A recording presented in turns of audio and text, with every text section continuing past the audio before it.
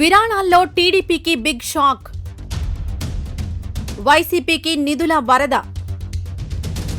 2024-25 సంవత్సరానికి వైసీపీకి భారీగా నిధులు. అధికారంలో ఉన్న టీడీపీ జనసేనకు భారీ షాక్. వైసీపీకి 140 కోట్ల నిధులు. టీడీపీకి కేవలం 83 కోట్ల విరాళాలు. జనసేనకు 25 కోట్ల ఫండింగ్. టీడీపీ జనసేనకు కలిపి 108 కోట్లు మాత్రమే. టీడీపీ కంటే వైసీపీకి 57 కోట్లు అధికం. విపక్షంలో ఉన్న వైసీపీకి నిధులు. కూటమి ప్రభుత్వంపై నమ్మకం తగ్గిందా? వచ్చే ఎన్నికల్లో వైసీపీ గెలుపునకు ఈ విరాళాలు సంకేతమా? వైసీపీకి ఫండింగ్ చేయడానికి కారణాలేమిటి? జగన్ను తక్కువ చేయాలని చూస్తోన్న టీడీపీకి ఇది గుణపాఠమా? ఆంధ్రప్రదేశ్ రాజకీయాల్లో అధికారం ఎక్కడ ఉంటే నిధులు అక్కడే ఉంటాయి అనేది జగమెరిగిన సత్యం. కానీ 2024 ఎన్నికల తరువాత ఈ సమీకరణం పూర్తిగా తలకిందులైంది.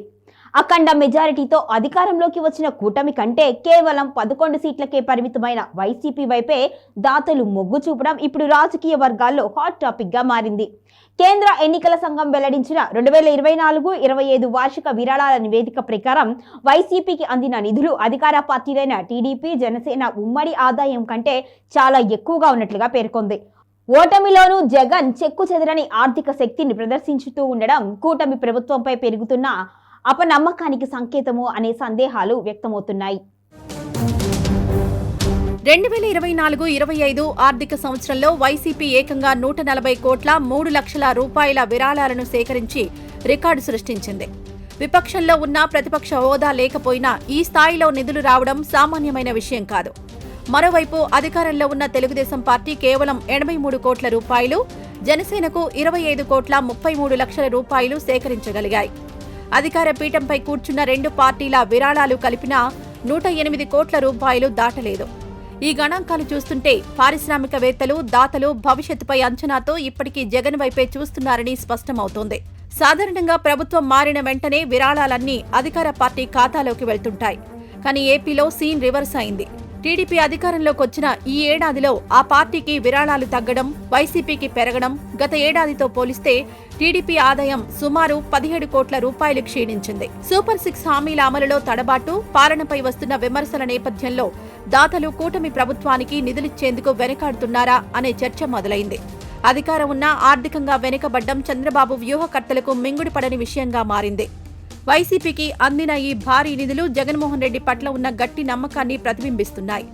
ఎన్నికల్లో ఓడినప్పటికీ వైసీపీ క్యాడర్, అభిమానులు పార్టీని బలోపేతం చేసేందుకు స్వచ్ఛందంగా ముందుకొస్తున్నట్లు తెలుస్తోంది. కార్పొరేట్ సంస్థలు కూడా వైసీపీకి పెద్ద ఎత్తున నిధులివ్వడం వెనుక ఆ పార్టీ మళ్లీ పుంజుకుంటుందనే ధీమా కనిపిస్తోంది. కేవలం అధికారంలో లేనంత మాత్రాన జగన్ ప్రభ తగ్గుతుందని భావించిన వారికి ఈ విరాళాల లెక్కలు ఒక గట్టి సమాధానమని వైసీపీ నేతలు చెబుతున్నారు. విపక్షంలో ఉండి కూడా అధికార పక్షాన్ని ఆర్థికంగా ఢీకొట్టడం వైసీపీ నైతిక విజయంగా చెప్పుకుంటోంది.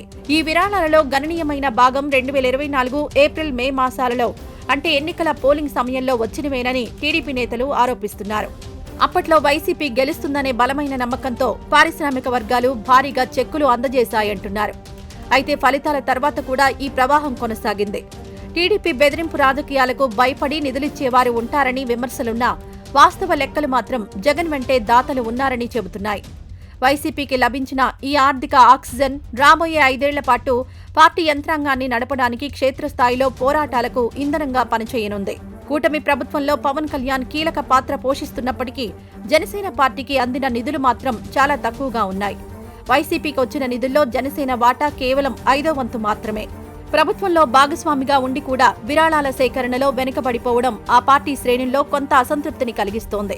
టీడీపీ కంటే కూడా వైసీపీకి ఎక్కువ నిధులు రావడం చూస్తుంటే రాష్ట్రంలో బలమైన ప్రత్యామ్నాయ శక్తిగా ఇప్పటికీ వైసీపీయే ఉందని, కూటమి ప్రభుత్వం కేవలం తాత్కాలికమేనన్న సంకేతాలు వెలువడుతున్నాయనే చర్చ జరుగుతోంది. నిధుల పరంగా వైసీపీ ముందంజలో ఉన్నప్పటికీ రాజకీయాల్లో ప్రజాభిమానం కూడా అంతే ముఖ్యం. అయితే భారీ ఆర్థిక వనరులు ఉండడం వల్ల వైసీపీ రాబోయే రోజుల్లో మీడియా మేనేజ్మెంట్, సోషల్ మీడియా క్యాంపెయిన్లు, పార్టీ సంస్థాగత మార్పులకు పెద్ద ఎత్తున ఖర్చు చేసే అవకాశం ఉంది. వచ్చే ఎన్నికల్లో వైసీపీ గెలుపునకు ఈ ఆర్థిక పునాది ఎంతవరకు దోహదపడుతుందో వేచి చూడాలి.